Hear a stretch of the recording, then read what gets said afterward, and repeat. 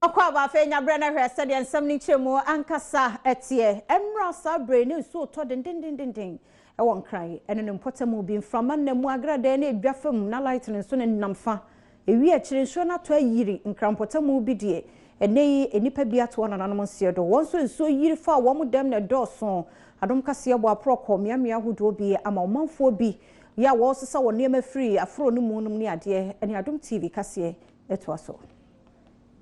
Osubrani eto manmu nura menam sunti nipa bimpo afaso ahwere wono nkwa no ama Adom kase atie na mane bofo ogumu akomia ya nsuo ni jiri kase no ne adehye bia kokasa wo asalam down wo enkraha no yenua be makojo mensa abrampa ekoye ne adehye wo bi atutu nkomo a wonom de sansemi eto no anim ahanum nyana rebe bia nsuo da ma ye ofie e bibia anti yesre gota no mu abanhwe no nye hu bibi mai anasese gotes ne nso a onhwe no nye hu bibi ma na ya ha de nsuo ne me ya dodo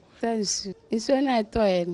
iwie ndra na aju entimi anda amesisa nsuo sa amade achi dade ya na nsuo na ba efie no an ye fam ne ye ko abrosen so kwatena tena ho nti nsuo ni ja ya ansa na ye ba be sisi ha nyina ntimi na me na se odono ombetim na nsuo na efiri ebruya na efa kotoba bi ni ma e basaka ni nyina e ba e be hwieguma na odono so de ko na enyema emebu mfa ekwan mu na emewurawura edem na esi ane se ne esi ye na anu odinti yana mane bofo no so na hyebedwefie abednego asante esiedu etwebe na hyebedwani ojade ma omanfo wono okole klote abato mpesua so onimonyamfo Dr. Zinato Ajiman Rollins ama ono so da sansem yedi fa ne esi ye no ho bia yedruno we need to approach it from all the different angles. For one thing, dredging, no, I would say or don't. They need to start today and they need to speed it up. Now, yes, say ye. And yes, surface dredging, I will say a dig deep. Said your bay the volume of the drain will be sufficient. Got is no PI war a adabracano. 2 years ni yeah desilting.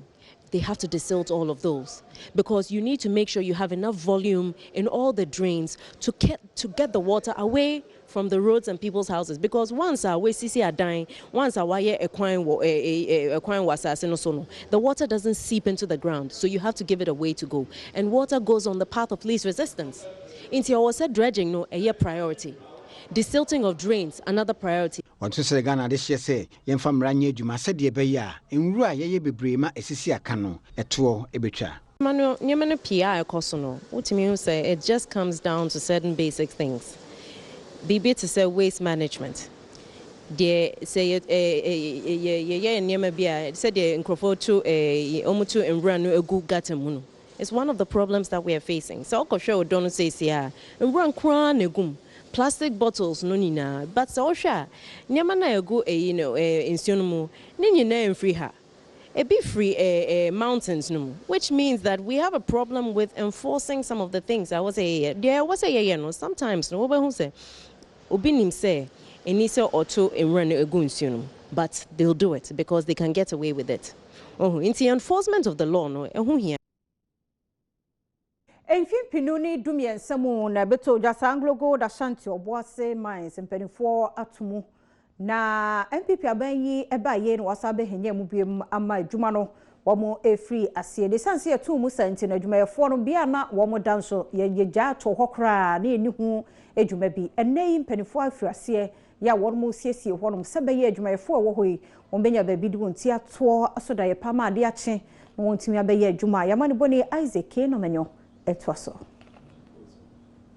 Ebreka kreni no mampanyin na danko akufo ado koka asante hene ne Anglo-Gold Ashanti mpanyinfo ho a wone ya amane a adwuma a yeje mutu ho beye mfie kakreni no wosan abehye adwuma ase na bra Anglo-Gold Ashanti fo eja won adwuma ne ye no miaye bia won adwuma ye fo te a ebini dankwa estate Tiny Roland estate a na ye friend Precious Bruno estate Wawase Pompora Cortes Bidiesu Cortes Monzi Valley Bini estate Behosi Toy Town Engineering Hill enemy ayahodo bi a ekeka ho na se meka sei miaye bi te se dankwa estate Tiny Roland estate Precious site Bruno estate ene Sam Jonadie ɛhɔ na adwumayɛfo a wɔsan bɛfiri AG adwuma no aseɛ no wɔteteɛ na sɛ ɛbɛyɛ na ɛdan a yɛgyae to hɔ ɛsɛeɛ no yɛbɛtumi asiesie no nti Anglo Ashantifoɔ ama contractors ɛhyɛ ase a wɔno yɛ adwuma ɛwɔ hɔ na nsɛntwerɛfoɔ nhyɛ mu a wɔno yɛyɛ a na ɔde adwuma no gyina pɛn a bɛduru saa mpɛmpɛnsuo yi ɛto dwa no na Ewura Patient Square ɔno no ɛda nkitahodie ho nsɛm ano ma Anglo Ashanti Obuasi Mines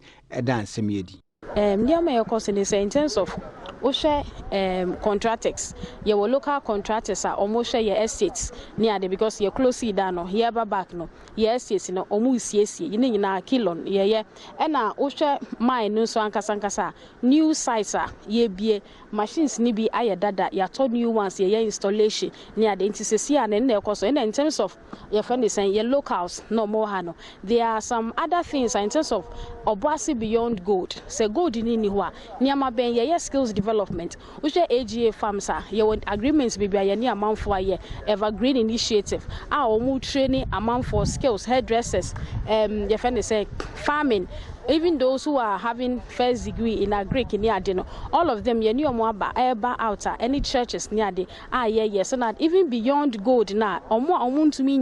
mainstream employment no, or more to me, I go into that area. Yes, Adom Cassia, ya Tibia, ye dear cheer cohesion, ye home some TNT, and a man before Isaac Nomano, a course, some Jonah Estate Nimia be only NCC and a quantia for Penia, or that Killion Design Limited, and no Orakilian Zone at Chincomo, my church, Juma, one more year fancy see what no ho actually ɛdan a yɛyɛ ho adwuma ama Anglo Gold Ashanti Obuasi Mines 200 na yɛwɔ second phase mu ni yɛdi kan yɛ ɛdan 100 ɛde ama Anglo Gold Ashanti so in all no 300 houses ɛna yɛyɛ ho adwuma ɛde ama Anglo Gold Ashanti because of say Anglo close it down for some time no ɛna ɛdan so deɛ sɛ obi antim a ɛsɛ ntem enti ɛdan ni bebree na yɛyɛ ho adwuma no oba site a hu sɛ bebree na no CSC fa sɛ yɛn ɛsɛ ɛkɔ akyire ya Anglo Gold contract ɔne yɛn contractor akɔ no bebree na gyina so sɛ ɛyɛ local content ɛfa nipa a yɛbɛfa mu ɛne ɛnɔma a yɛbɛtotɔ ɛnɔma a yɛbɛtotɔ de ayɛ adwuma no bebree na ɛwɔ sɛ ɛyɛ ɛnɔma a yɛayɛ no Ghana ha anaa sɛ suppliers no bebree na ɛwɔ Obuasi a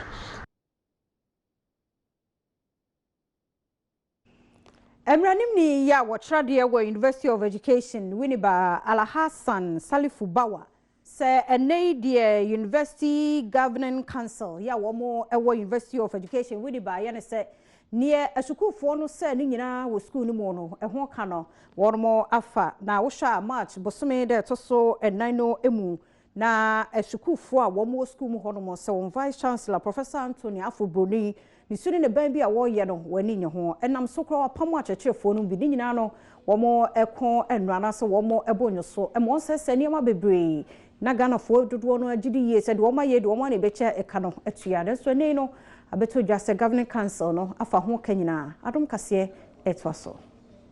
Governing Council a wono hwe University of Education Winneba so de ato dwa se na nse tuate adesuafo ete ye me nam so nti enema wo suku wo bi sese ye no enya ade a eka aba no wono bagi sika no firi adesuafo no ho wosesa eka no nyinara Governing Council a wono University of Education Winneba no behwese wono ankasa ede bebo na boso mu wonsantwefo nhye mu a wono ye yase no ena Ejura Hassan Salifu Bawa a woye law lecturer ewo University of Education ejina ne nuanom wanem de sansemi etudwa and not decide for other people because what they did in the past was to make decisions or to take decisions for other people and not for themselves, which does not augur well for the students' future development. University of Education Dean of Student Affairs Dr. Kwesi Amponsa enso ne na manebofo kasa ya ode futu ma adesuafo no ti de me meka ne so mo bai omo hwɛ sɛ omo ma obi biara enkutu omo fumoni biara no mo nkwaye niema ehia sɛbe ekadioni ayi a oni ntoma akadabia na egura safo ananya sa na eka no aha sɛbe ɛna de ɔno wɔn pe school bi akɔ no de nyaaya na akadabia ɔgifie ɛso enye saa saafo no omo adwene ɛna edi ku school minim sɛ ni padodo na adwene ne sɛ on be kosu abe school ya ku school sɛ de nti omo bai omo ankasa policy system no omankasa entutu omhofo no mo make sure say outside the biere ni ho beba a obeba be cause Wachache ni ba kwa yi no di a woka won a enam won so ntia akasakasa ba asukui no mu bi enso ni Adom kase ama ne bofo etoche nkomo. University website no wa edaho. All right. But sena wa mo amunimu no a press statement. Mean call printed press statement or university website and fan call baby say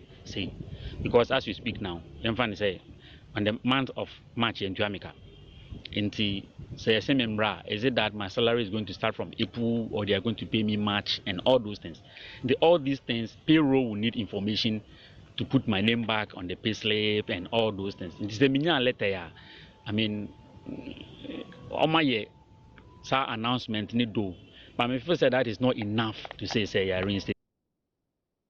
What you are told by no enim send many yan baby a nipa bia hyehyehye nam na dwere mu die keta hyehyɛ wo mo eyi free ho asentumi ntu o man gan mu na ban no hwɛ so ntwetwa sa kwan ni nyina na afen so wo bia ye bɛkyere no e wo dwere mu die keta hyehyɛ ho ensem kan ye bia na mra no eni ni pepepe said the mra no esie senior pastor wo na da Apostles Continuation Church International article nkrabata no Isaac Osai Frimpong and edin semi etuja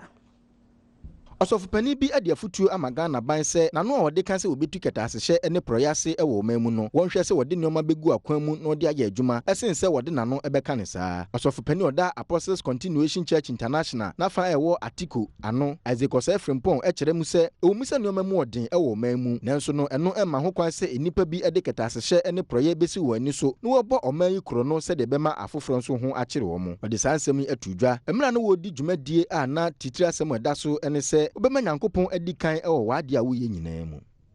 aha sika bi fa ho aha obi di ade fa ho a asaba e o tuatua sane ma no nyina nto obi antimi amfa bibi ansomogre amfa ba bia enti ye gyina sa kwanya we so se do nyankopon asem se ne se toko bi e da ba bia ono aban no hwa otua sa toko na ba ma omana ye stable ama ye nyina etimi enjoy omana ontua sa toko ne fa pa ye ntachire Osanso ede afutuo ema akristofo a wonka nokre se wo ade nyina mu no wonhwe se obeka nokre emfa ho ni atemdidi anipa bi owo amanosemu ede bedi wo mu atemdidi ewo mu no atemdidi ewo mu nti ana ama kristofo ayi so adamant ye ntimi nka nokre ba me feel say nokre wa wo se ntimi ka because abani ntie ye ne no wo se toko de ba bia ontua enti so obi ti ba bi no office bia atemdidi o ma eno no enshada anye ya sem papa mi wie matuma me ye ni nyina bia many owura ne be did David action na gasa wasa beti ase se me kwa me banda koro mewu mewu a ma wie madwuma me ne papa na godi daw basa wa braba wo bo wasase so no mfata ye jawe so ne akwaje nkrato edikan abaye ba nsam no doso e beto aso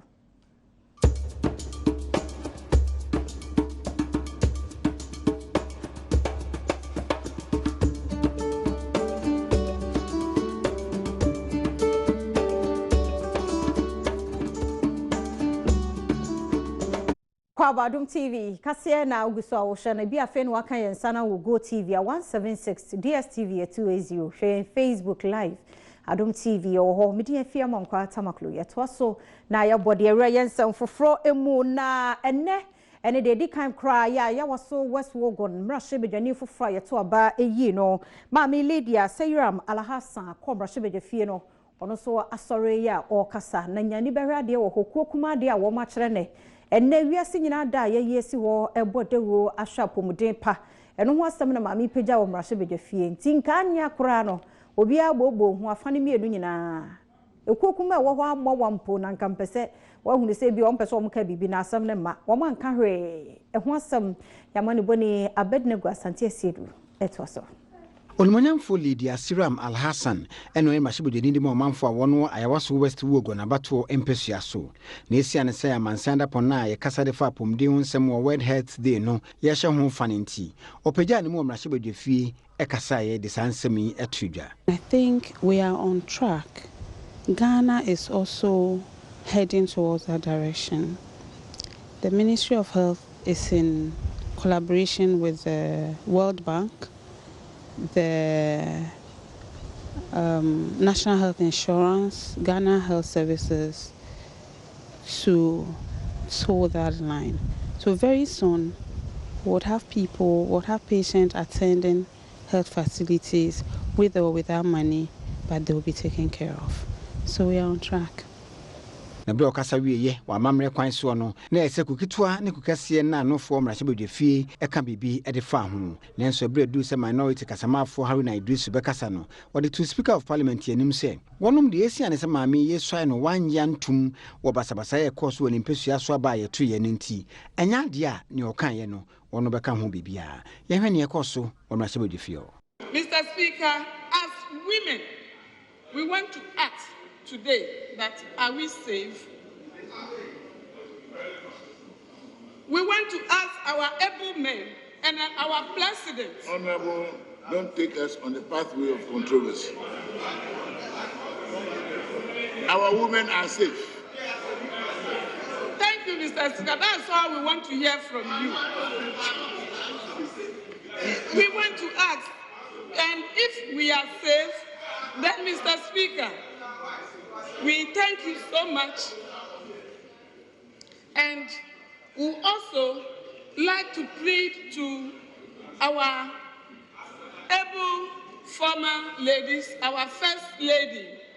our Rebecca Akufo-Addo, our former First Lady, Nana Kuredu Ajima-Rawlings, our former First Lady. And those courts, no war and cry hard in Nigeria need show when you fear your son enum Rebecca Ojo Ndosi Atu Fiase and fear and see an Indian send a bab baywa when you fear do me no mamia when you at the second to channel some DNY Waku any seeker and won some Adom TV edeba.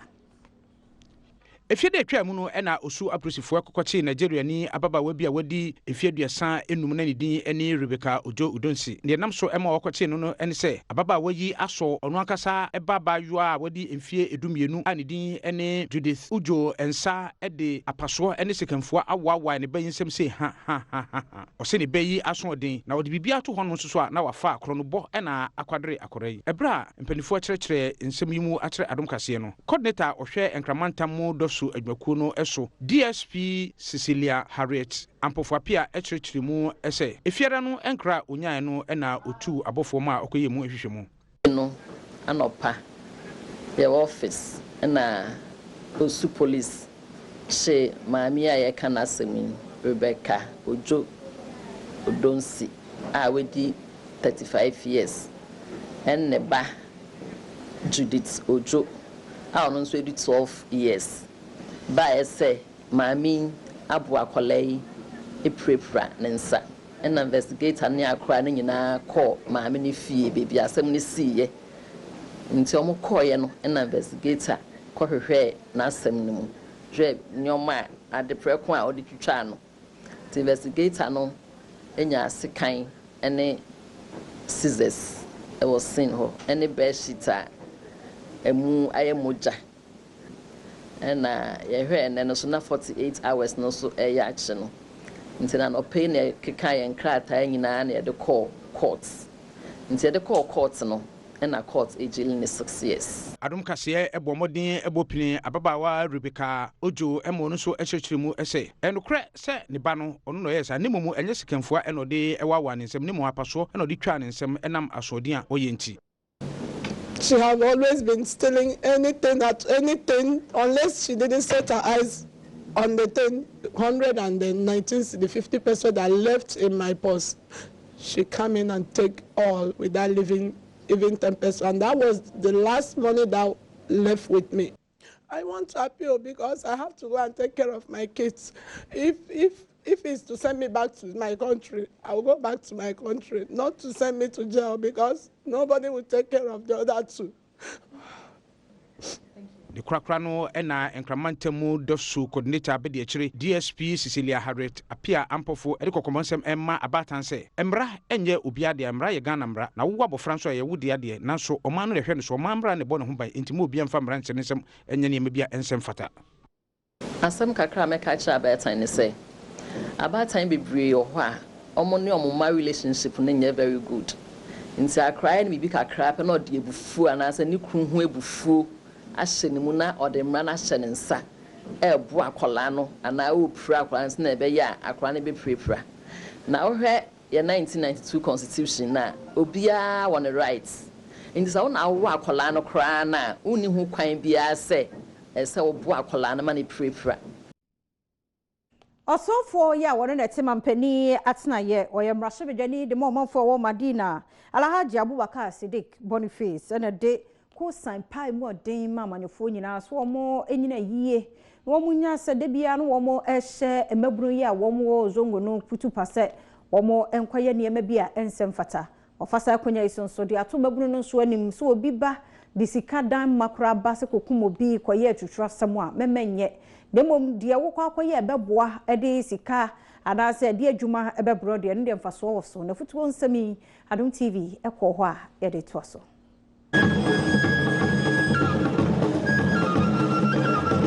Shemudi awoye no edi ahemfo ahodoɔ efiri zango ahodoɔ a ɛwɔ ɔman mu enyina baaya a wobɛhyia mu ɛwɔ hɔ na enisoade hunu a ɛda National Association of Zango Chiefs ɛyɛ zana kekuo no anim ne sɛ ɔbɛboa ama asomdwe sononko aba zango ahodoɔ a ɛwɔ ɔman mu ni mu Alhaji Abubakar Siddiq Boniface a wɔyɛ soafoɔ ɔmanpani abedi akyire asoɛyɛ a wobɛgyina nanamu ɛde nanodisɛm ɛbɛto dwama no na ɔde to dwa sɛ amanyɔfoɔ a wɔsɔre a wɔkɔfa zango mabunu na ɔde wɔn ɛyɛ basabasa ɛne atuturasɛm ɛwɔ ɔman mu no ɛmmerɛ aso sɛ wobɛtwa so na nimdie ani nyansa a ɛwɔ zango mabunu mu no ɔde wɔn bɛhyɛ nhomasua mu na atumi aboa wɔn no de ayi bibi aboa wɔ abusua ɛne ɔman no tete no ye zongomba ye woya ye wodware bi a ye dware ye nsuro sekan ye nsuro tuo ye nsuro dua saa nneɛma no amanfo take politicians are taking advantage on us the slightest in zongo there must be attitudinal change wa honde no fire bibia economic empowerment bebro se no obia politician bi obeba zongo se monko di sembone mame moma ne ndikan won fa na ba embe join se ye bro ne ye bro ya ye na ba no ye bo na okofi obeka chen se da ade awaye no enyeyi so enne se ya kachia we are not catalyst to a process in production we are supposed to be raw materials that can build a National Zango Chief Salisu Made nso ekyirechire mu okwan a wofa so aboa amazango mabunu no nso atumi anya wonsa no adwuma titizongo no na business nkwa na ekọ wo ho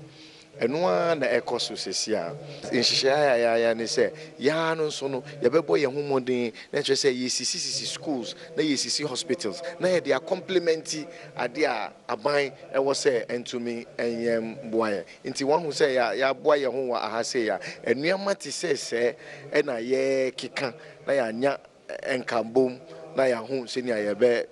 yebema ya brabo akọ enim enko senia mamefo bia wo zango ahodo ni mu nso de wano disem atudwa efa akwan obetumi afa so atentene wo ma ama omo abeye panimpa ewo omayi mu ewo se ye ntorentena ho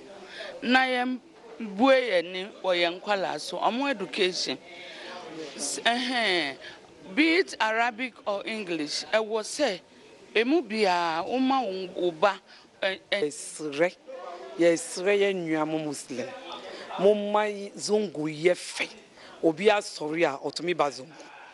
enti ye nkoda no ye start omo titie ye ntiti omo yie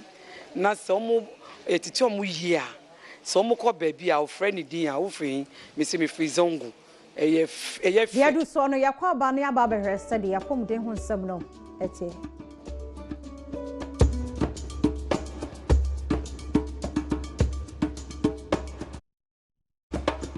Yamwakwa Adom TV kase na ugusu a wo hwe no hwe bi Facebook live sisi ewo ho yato so na ya hwese de apomde ho nsam no etie na esan incubator eni Ejura Hospital team kwada wo munu wa bosume enkono eso ansan ya wo wo no dodo no ato na nanom ense do enam so amma ene ukọ Ejura Hospital ya na asefem areho ehon so eyayare sabia kase nkronkro ahodo atwa ho ahia no wono ba ntikoba se incubator ni ho saa na ya wo nkra bra wo ebre no nso ya na de ohaw e de ebre won wakosema wo fam woni Adom TV kase etwa so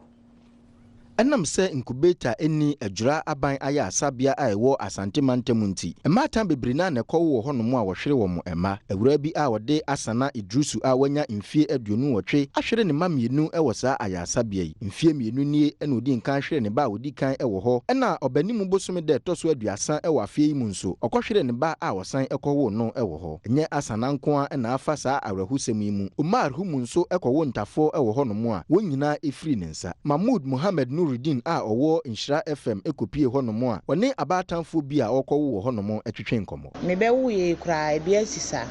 manke wosan fidie na ke eboa akola no ba ma akola ne firi mu. To sa no meso abo me hu kakra meso menim de ebeto me. Ebia meso sa na ebeto me anase ebia meso metamo beso ansa na mawo amintumi nkyere. Ntinyi nyina e ka ho yesra aban no. Nhwehwemu ekire se obusumi bia no apemfo beye ahamienu eneko ayasabia ho no mo adakru bia no emofra beye edu ena wo mo ewo ho. Constance Oforiwa eye senior midwife ewa ayasabia ho no mo a okirechiremu okwan a wofa so edi wonjuma ewo ho. A ventilation area for newborn.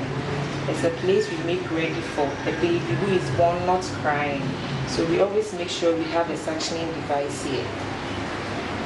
So right now we just finished with the sterilization, so I'm checking for the functionality to make sure as at when the baby comes, everything will be ready.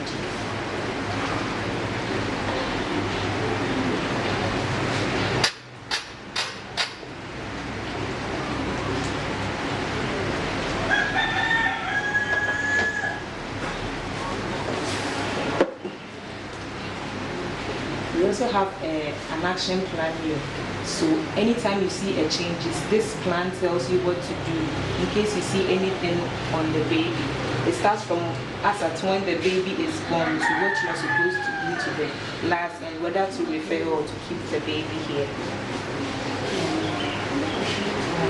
Dr. Mensa Manye Awuku Jifa ene medical superintendent ewa ya asabia ho. Ono nso de de ekoso ewo ho no mo eto yanim. Despite the care of kangaroos, kangaroo mother care, there will be the need to have an incubator in addition, whereby the baby is kept in that machine to actually maintain the temperature the baby ought to have if it's in the mother's uterus or womb. But we have a challenge there, so we are faced with it. We don't have it at all. So we are forced to actually refer the cases. And not that they refer, it becomes a challenge for the mothers. You know, where we are in court is quite remote. So when we talk of referral, the transportation, because ambulance doesn't come and take them free. Even where is the ambulance? I think the whole Ashanti region, they have only 2 ambulances running, and this place is the Ashanti region. If I'm not mistaken, I think we have only one at any point in time. The other one is called somewhere. So, in fact, it's a big problem. You might have the zeal to refer that but the baby might be living about 3 days later. But the solution is if you have that incubator, yes, we save the mothers, we save the baby, we save the mother for the torture or for the pain, for the stress of looking for money. Where would they get the money? Dear do sorry, I quite ban ya said the Jodian some so ete. Yamwa by Jodian some so and I do so no Najuma Kwa Wundi and Ala Foods Limited. One more a year, Dokodokonum, and a near Mahudu Bebre. Na a nay, one more assigned day at the floor about can't one products or war a drama so a year done no coffee. Ya, and no, maybe as a self contained, would ye ya de Uhian so she. Na marketing manager, ya war Ala Food, Mausi, Mawenya Fia, and Adam Cassiatim common for so dear woman name, and you know who do a woman, one nom dano coffee nibia at Debamau, Adam Cassia et also. no a abetwam akui no Ala Foods Limited de mmereke ahodoɔ na aba Ghana dwa so a ɔmanfoɔ de yɛ nnuane ahodoɔ wɔ afie ne onyuma ahodoɔ mu yɛka Ala Foods Limited a wɔn ɔkɔfa Adano milk product de baayɛ a Adano chocolate ne strawberry ɛka ho bie na deɛ aba ne sɛ adwumakue ade foforɔ kora aba bɔnten a wɔfrɛ no sɛ Adano coffee flavored 3-in-1 milk country manager de ma adwumakuo no Fatomata Doro kyerɛ mu sɛ wakɔfa foforɔ de abɛka wɔn nneɛma pa a ɛwɔ dwa so ne ho sɛ de bɛboa ama Ghanafoɔ a wɔpɛ cafe papa anom na wɔde anya hoɔden ayɛ wɔ nnwuma no wɔn nso betumi anya bie. We own the full value chain from farm to milk, so we can tell you for any single product in the market where it's coming from, which cow has made this product really. That's the first one. That's the healthy aspect that you have. The second is that it's affordable. We are selling it 40 gram at 1 Ghana cedi. If you check what you have in the market, there is no one that can compete us at this pricing. The last one is the taste. We have done a couple of research and you know that we have an amazing product. We are in a mainstream position, so that's why it's at 1 cedi at 40 gram. Most of all the other brands are maybe above or below, and if they are below, they don't have the quality that we are providing, and they are not as healthy and nutritious that we are giving to the consumers. Marketing manager Edema Ala Foods Limited. Mausima wenya fia enso ekansem bi edifa kafe fofora wode aba. Products bebre wo market no so. But the ma ye den ye so nko say. Because ye milk company inti, your products no are much creamier. Globally, no, we are only allowed to do minimum 50% of milk for all our flavored products. And secondly, products na the ingredients in the products ni na natural products into any artificial nyama bia and they are all listed. We've also registered with the Food and Drugs Authority. After so yeah affordable because AF Equiafor and the only company inti we own the whole value chain inti from nenchieno eba besi o glass milk no o glass no nyina your control is our process nyina inti quality are very strict inti the products be at marketer yeah sure say we are bringing high quality products onto to our Ghanaian consumers. They do so no agokensi.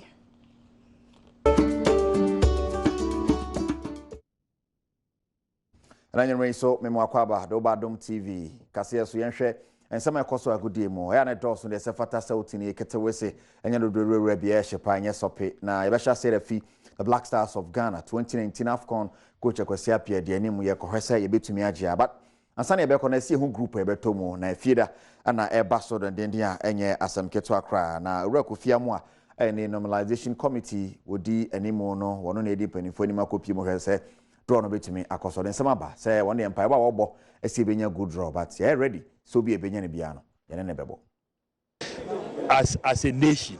Ghana as a nation say ye to me we spirit team co park wo Mexican wave no. Did you see the Mexican wave? When I started here,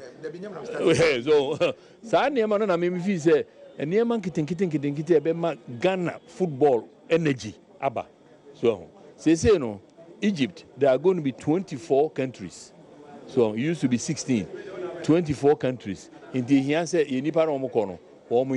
energy. So, because it's going to take a lot of games to get there. But, the couple remember. Boys, they be home ye. They be home. Aba be home pa. Bibia be fine.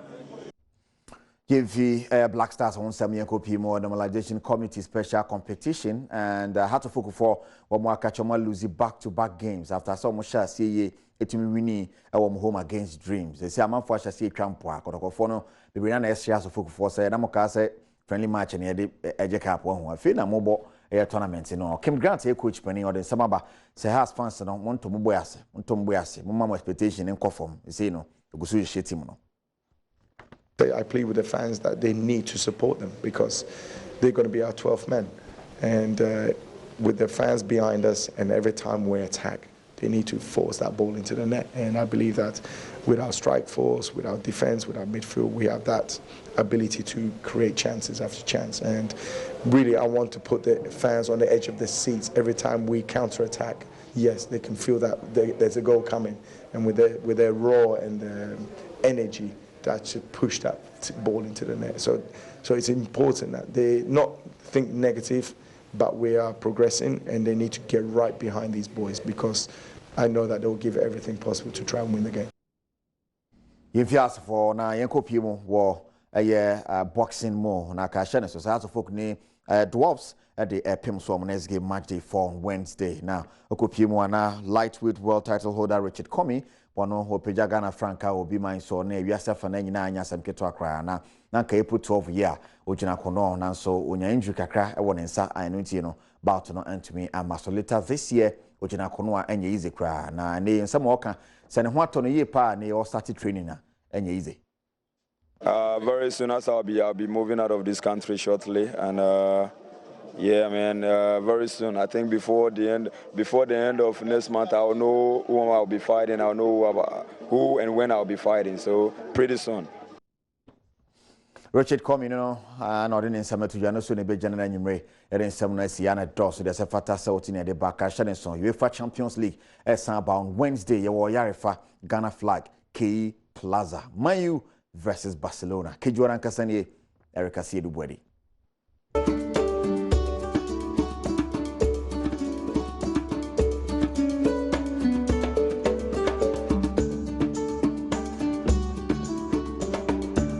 Yawakwaba yento so na Bank of Ghana kasa se nyame ya doma mebo some na hyase mu ha no Ghana yenhwe ni mu se yeba benya eye banknote foforo se sika eho ensensam eno na wo hwemu aye ensama wo mawe egu nkrata so na Adom kase ensa ka bi ensakaya wodo pa na nei wonde ehye sika foforo ni mu Adom kase etwa so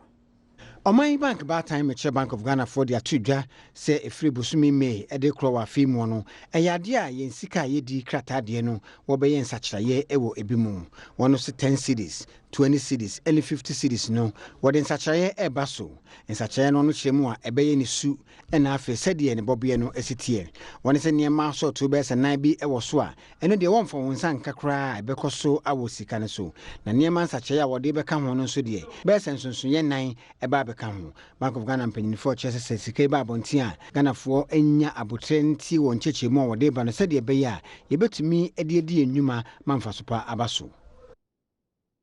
Ashaman mrashe bedwani ne watebri aban no de no ekọ court no na ni nyina no egina hihye bi aban no eye drone ho nsensem a wo ma mie mo bibia mfa na dwene ana na adwuma hu nimdi ama ne yanso ne so enyi wasumasi ana obenti ne mo wi akire no yetebride amakwabnane wonte no ho ase ohunu se ne ma bia nkoyi enti no wasama aban no ene sa adwumaku no ewo court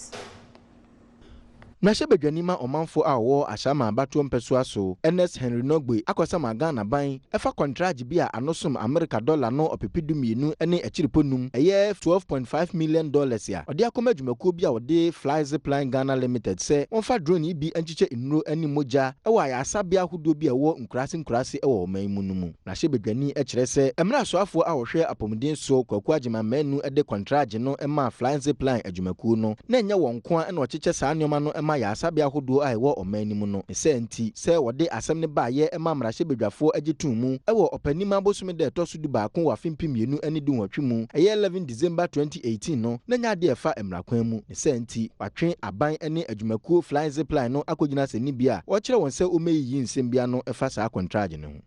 Just asking the court to invalidate the contract between the government of Ghana and then the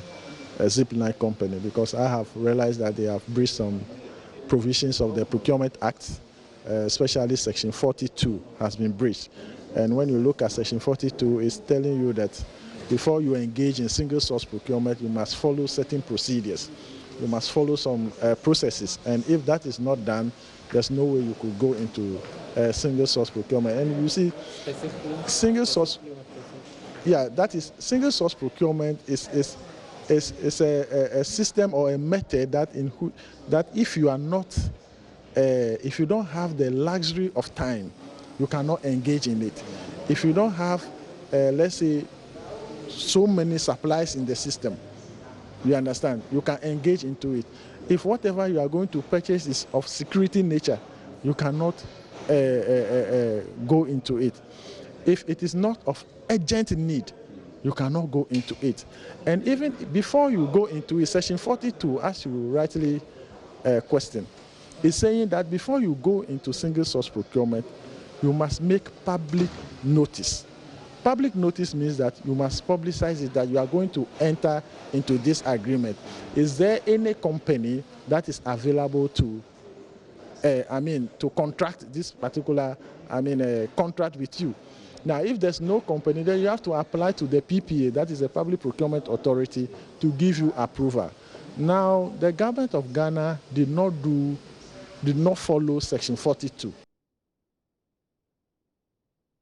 Ejura no so anwere kase na ha na brama kwan ne ese media fia ma kwa tamaklo fase dan ma esi ohine ochiame mauli sanso na Loretta Sandra Abla Felix